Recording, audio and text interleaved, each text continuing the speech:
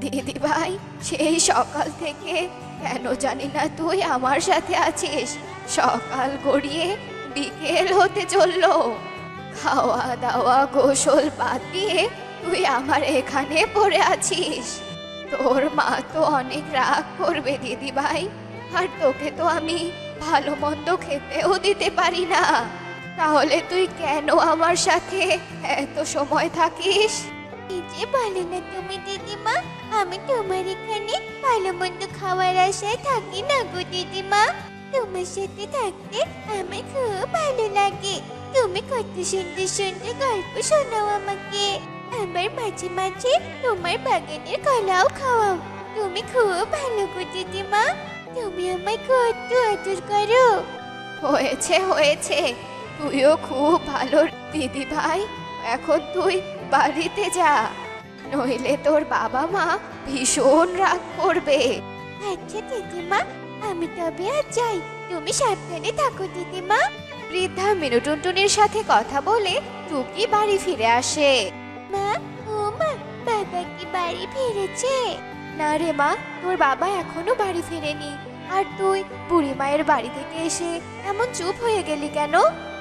কি হয়েছে বল আমাকে। আচ্ছা মা, বুড়িমা আমাকে বললো আমি বুড়ি মায়ের সাথে অনেক সময় থাকতে বলে তুমি নাকি আমার উপর রাগ করবে। আচ্ছা মা, তুমি বললে তো বুড়ি মায়ের তো কেউ নেই, সারাদিন একা একা বসে থাকে। তাই তো আমি বুড়ি মায়ের সাথে গল্প করে সময় কাটাই, যাতে করে বুড়ি মায়ের ভালো লাগে। মা, তুমি কি রাগ করো? না রে মা, রাগ করবো কেন? বুড়ি মায়ের তো কেউ নেই। আর তুই যে বুড়ি মাকে এত ভালোবাসিস, এত খেয়াল রাখিস, এটাই তো অনেক রে মা। টুনটুন, মা টুনটুন, বাইরে আয় তোরা। দেখ, তোদের জন্য আমি কত কি নিয়ে এসেছি। বাবা, তুমি চলে এসেছো? মা, দেখো দেখো, বাবা কত বাজার করে এনেছে। কি ব্যাপার গো, আজ এত কিছু বাজার করে এনেছো যে? হ্যাঁ গো টুনি, আজ কাজ করে একটু বেশি টাকা পেয়েছিলাম, তাই ভাবলাম একটু বেশি করে বাজার করে নিয়ে যাই। মা দেখো দেখো, বাবা দুধ নিয়ে এসেছে। মা, আজকে তবে তুমি রুটি বানাবে। আমি দুধ আর কলা দিয়ে রুটি খাবো মা, আমার খুব ভালো লাগে রুটি খেতে। কিন্তু মা, আমার কাছে যা টাকা ছিল আমি তা দিয়েই এসব কিনেছি, আর আমার কাছে তো এখন টাকাও নেই। আমি কলা এখন কোথায় পাবো বল? বাবা, তুমি কোনো চিন্তা করো না, বুড়িমা আমাকে রোজ কলা খেতে দেয়। আমি শুনেছি বুড়ি মায়ের নাকি উত্তরের জঙ্গলে কলা বাগান আছে। আমি বুড়ি মায়ের কাছ থেকে দৌড়ে কলা নিয়ে আসি। আমি কলা চাইলে বুড়িমা নিশ্চয়ই আমাকে কলা দেবে। এসব কথা বলে টুনটুন বৃদ্ধা বুড়ি মায়ের কাছে কলা চাইতে যায়। বুড়িমা, বুড়িমা, আমাকে কিছু কলা দেবে গো। তুই কলা নিবি দিদি ভাই, কিন্তু ঘরে যে এখন কলা নেই। চল, আজ তবে তোকে নিয়ে কলা বাগানেই যাই। সত্যি বলছো বুড়িমা? তুমি আমাকে নিয়ে তোমার কলা বাগানে যাবে? রে দিদি ভাই, সত্যি, চল তবে। কলা বাগানে যাওয়ার কথা শুনে টুনটুন ভীষণ খুশি হয়, আর অনেক আনন্দের সাথে বৃদ্ধা মিনু টুনটুনির কলা বাগানে যায়। সেখানে গিয়ে তো টুনটুন ভীষণ অবাক হয়ে যায়, কেননা কলা বাগানের কলা গাছে কলা ছাড়াও আরো 3 রকমের ফল ধরা ছিল, আম, জাম আর ড্রাগন ফল।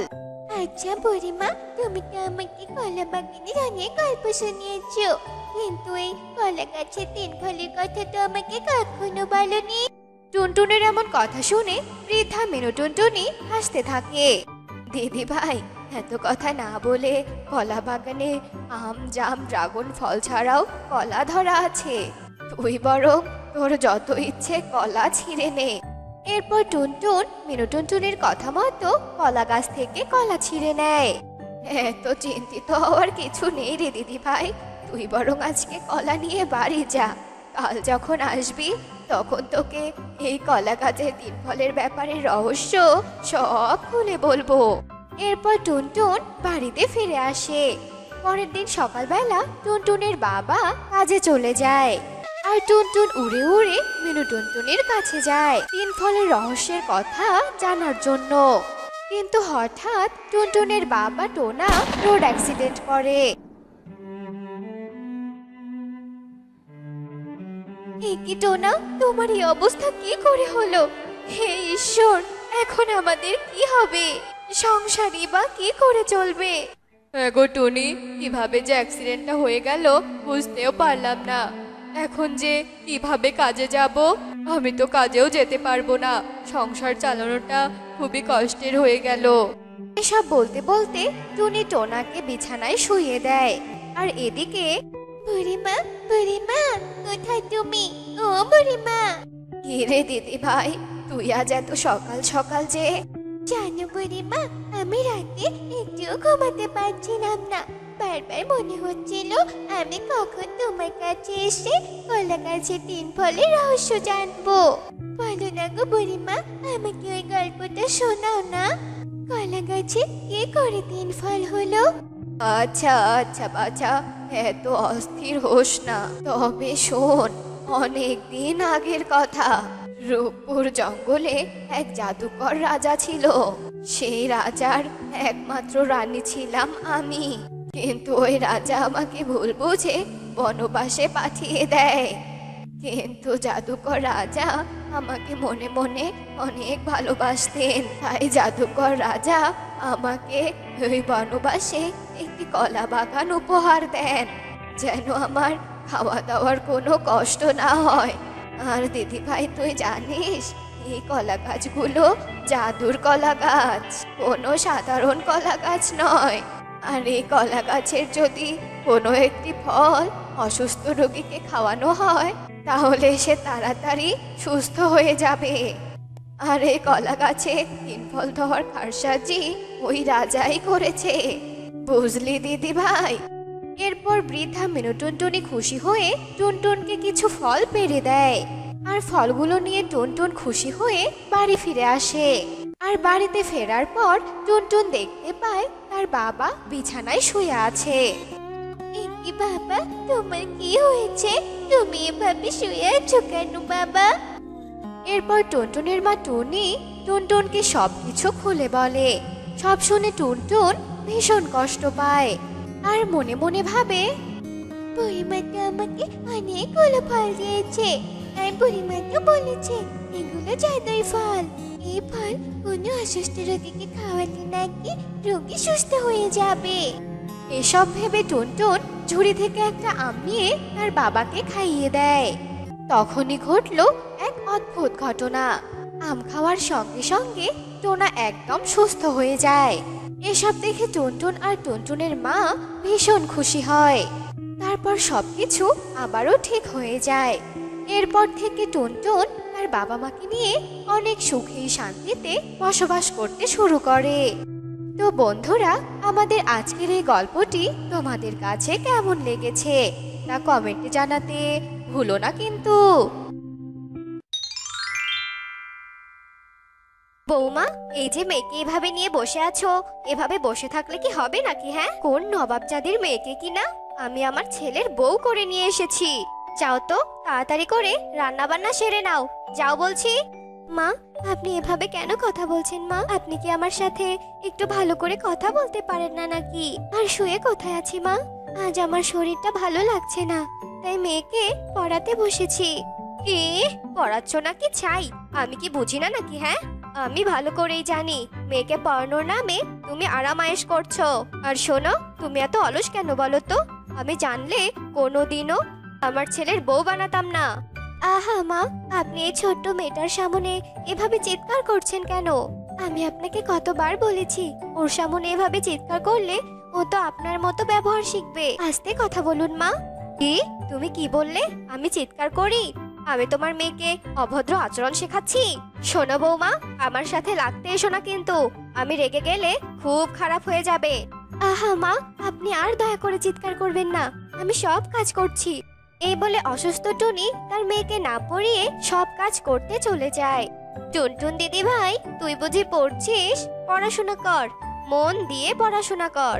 আর শোন রে দিদি ভাই, তুই কিন্তু তোর মায়ের মতো একদম হবি না, বুঝেছিস? তোর মা অনেক দুষ্ট, বদমেজাজি, খারাপ, বুঝলি? তুই হবি আমার আর তোর বাবার মতো। তোর বাবা অনেক ভালো আর আমিও অনেক ভালো। আচ্ছা ঠিক আছে ঠাকুমা, এবার তাহলে আমি পড়তে বসি। এই বলে মিনু সেখান থেকে চলে যায়। আসলে মিনু তার ছেলে আর ছেলের বউ টুনি আর তার নাতনি টুনটুনের সাথে গ্রামে বাস করত। আর মিনুর ছেলে টোনা কাজের সুবাদে শহরে বাস করত। তাই মিনু সবসময় তার ছেলের বউয়ের সাথে খারাপ ব্যবহার করত, যার প্রভাব পড়তো ছোট্ট টুনটুনের ওপর। একদিন, মা আপনি না বললেন আপনার ঘর নোংরা হয়ে আছে, পরিষ্কার করে দিতে বললেন যে?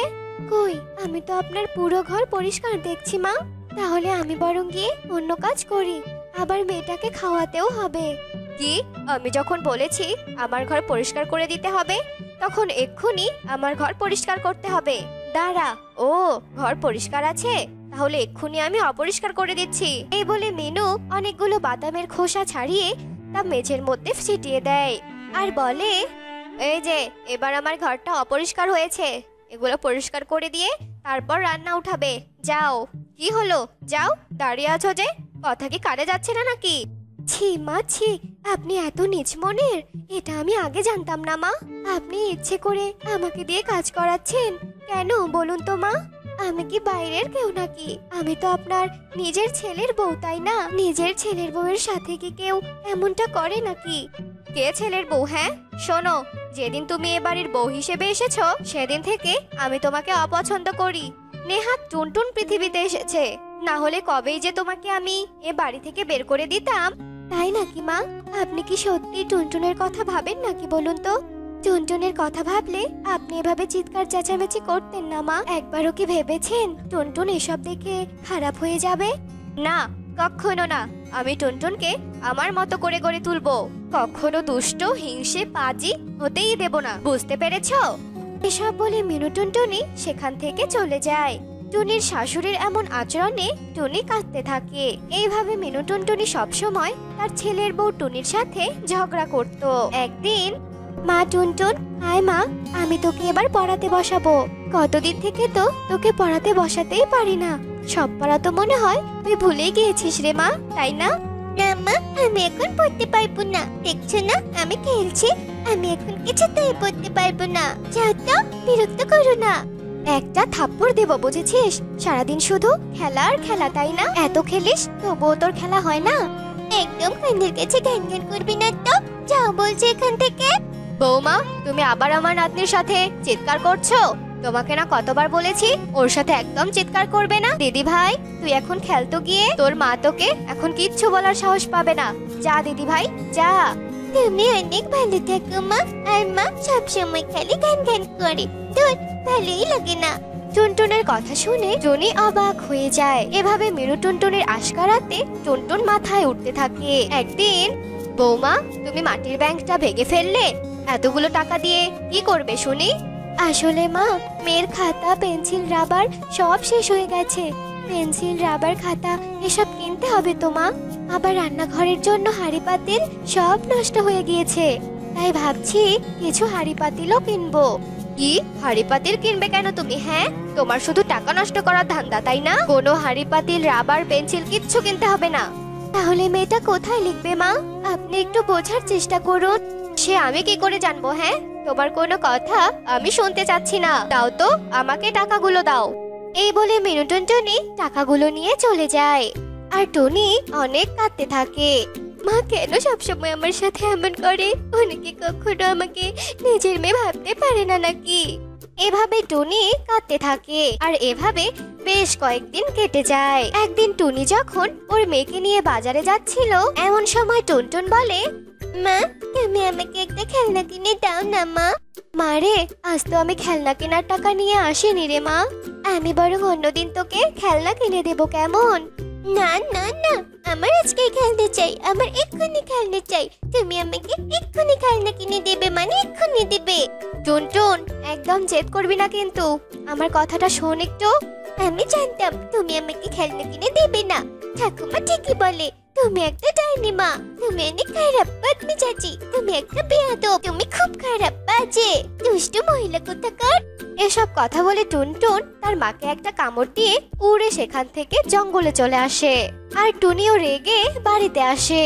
মা, আপনাকে আমি অনেকবার বলেছিলাম না যে টুনটুনের সামনে চিৎকার চেঁচামেচি করবেন না, ও অনেক খারাপ হয়ে যাবে। তখন তো আমার কোনো কথাই আপনি শোনেননি। আর দেখলেন তো মেয়েটা আজ আমাকে কামড়িয়ে দিয়েছে আর অনেক বাজে কথা শুনিয়েছে। এত সব কিছু আপনার কাছ থেকে শিখেছে ও। শোনো, টুনটুন বেশ করেছে, তোমার সাথে এমনটাই করা উচিত। আয় দিদি ভাই, আমার কাছে আয়। এভাবে মিনু টুনটুনকে আশকারা দেয় আর টুনটুন অনেক দুষ্ট হয়ে যায়। আজ এর ক্ষতি করে তো কাল ওর ক্ষতি করে, আবার বাজে বাজে কথাও বলে। এভাবেই দিন কাটছিল। কই গো মিনু মাসি, হ্যাঁ কোথায়? তোমার নাতনিকে কি ভালো শিক্ষা দাওনি নাকি? জানো, আজ আমার ঘরের মিষ্টি চুরি করতে গিয়ে ধরা পড়েছে আর আমার হাতে কামড় দিয়ে পালিয়েছে। এতটুকু বাচ্চা ভালো শিক্ষা না পেয়ে কি পেয়েছে? হ্যাঁ, ছি ছি ছি, এগুলো শিক্ষা দাও বুঝি? দেখেছেন মা, দেখেছেন আমাদের বাড়ির ঝগড়া দেখে টুনটুন আজ কেমন হয়েছে দেখেছেন? আজও অন্যের খারাপ করেছে। আপনাকে আমি বলেছিলাম ওকে আশকারা না দিতে, কিন্তু আপনি তো আমার কোনো কথাই শোনেননি। আপনি দেখুন, আপনি যদি আমাকে নিজের মেয়ে ভেবে ঝগড়া না করতেন তাহলে আজ আমার মেয়েটা অনেক ভালো শিক্ষা পেত। তুমি ঠিক বলেছ বৌমা, সব দোষ আমার। আমি নিজ হাতে ওকে খারাপ বানিয়েছি। ছোট বাচ্চারা যা দেখবে তাই তো শিখবে, তাই না? তাই ভুল যখন আমি করেছি, আমি সব শুধরে নেব। এরপর মিনু আর কখনো টুনির সাথে খারাপ ব্যবহার করেনি আর টুনটুন সুশিক্ষায় বড় হতে থাকে।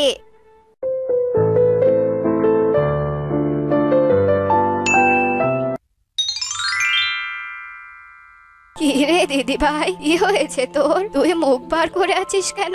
তোর কি হয়েছে দিদি ভাই? তোর কি মন খারাপ নাকি?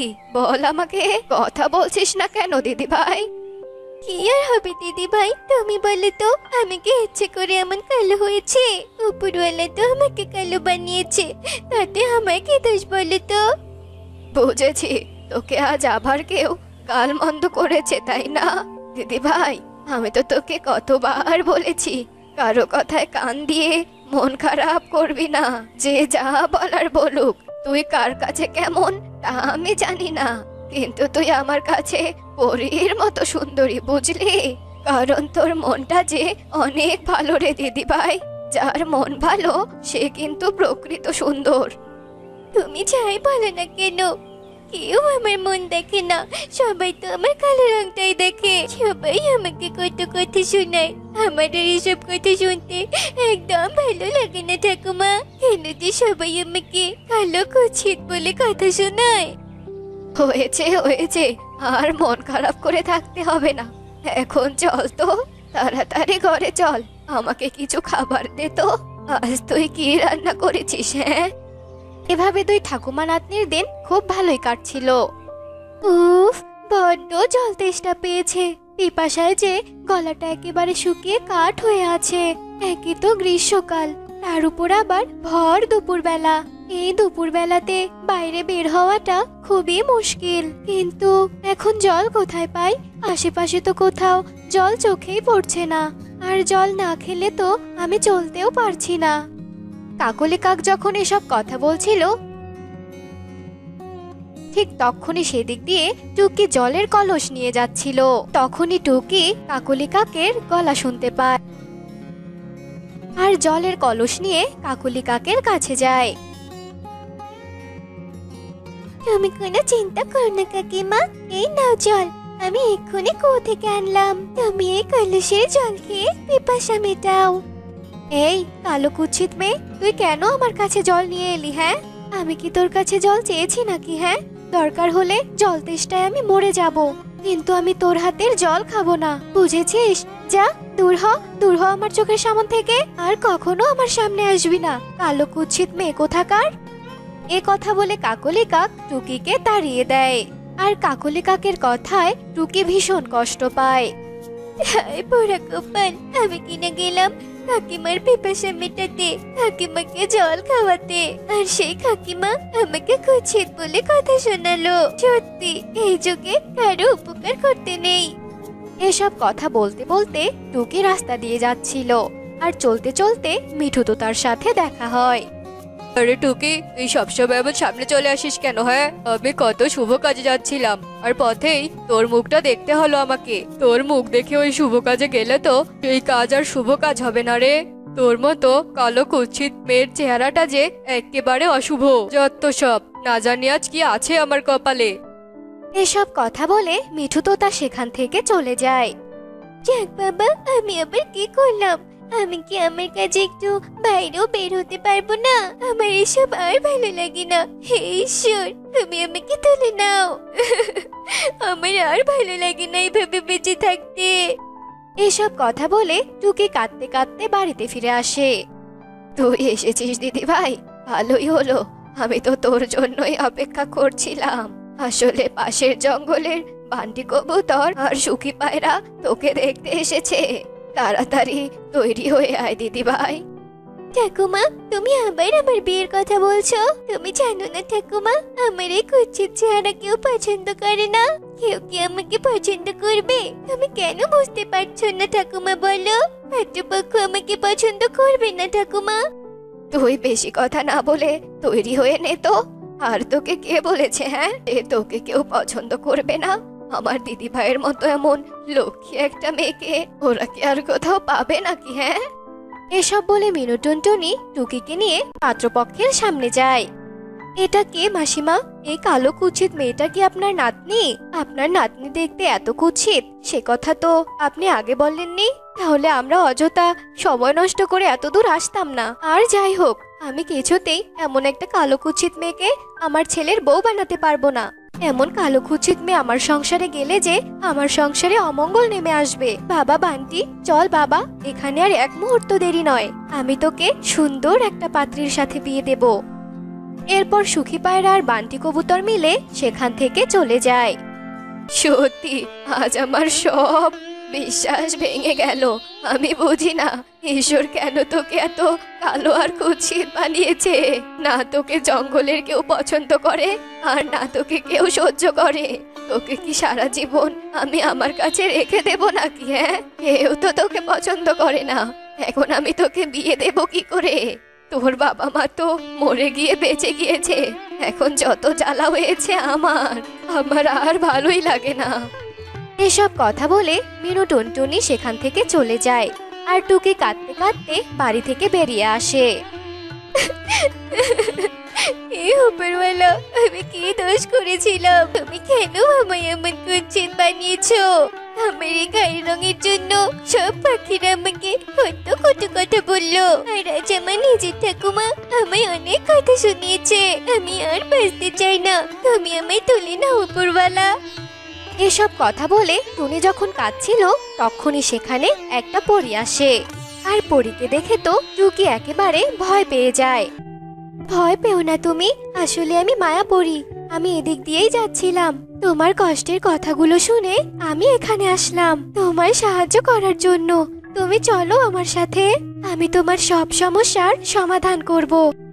এরপর টুকি মায়াপুরীর সাথে যায়। তারপর মায়াপুরী টুকিকে নিয়ে একটা ক্রিমের জমিতে যায়। সেই জমি দেখে টুকি ভীষণ অবাক হয়, কারণ সেই জমিতে ভীষণ ফেয়ার লাভলির গাছ ছিল। আর প্রত্যেকটা গাছে ফেয়ার এন্ড লাভলি ধরা ছিল। ও মা, এতগুলো ফ্যান লাভলি গাছ, আর গাছগুলোতে এতগুলো ফ্যান লাভলি ধরে আছে। তুমি কি এখানে ফ্যান লাভলি ক্রিম চাষ করেছো পরি? আসলে এটা আমার ক্রিমের জমি। আমি এখানে ক্রিম চাষ করেছি। আর আজ থেকে এই ক্রিমের জমিটা হলো তোমার। তোমার যত ইচ্ছে তুমি এখান থেকে ক্রিম নিয়ে যেতে পারবে। আর তুমি এই ক্রিম মুখে দিলে তোমার এই কুৎসিত চেহারা থেকে অনেক সুন্দর হয়ে যাবে, জানো? তুমি সত্যি বলছো পরি? ভালোই হলো, আমি এবারে ক্রিম দিয়ে অনেক সুন্দর হব। এরপর টুকি সেই জমি থেকে একটা ফ্যান লাভলি ক্রিম নেয়। আর সেই ক্রিম নিয়ে টুকি তার বাড়িতে চলে যায়। আর সেই ফ্যান লাভলি ক্রিম মুখে মেখে টুকি সুন্দর হয়ে যায়। এতে মিনু টুনটুনিও ভীষণ খুশি ছিল। আর এরপর থেকে মিনু টুনটুনি আর টুকি অনেক সুখেই দিন কাটাচ্ছিল। তো বন্ধুরা, আমাদের আজকের এই গল্পটি তোমাদের কাছে কেমন লেগেছে তা কমেন্টে জানাতে ভুলো না কিন্তু।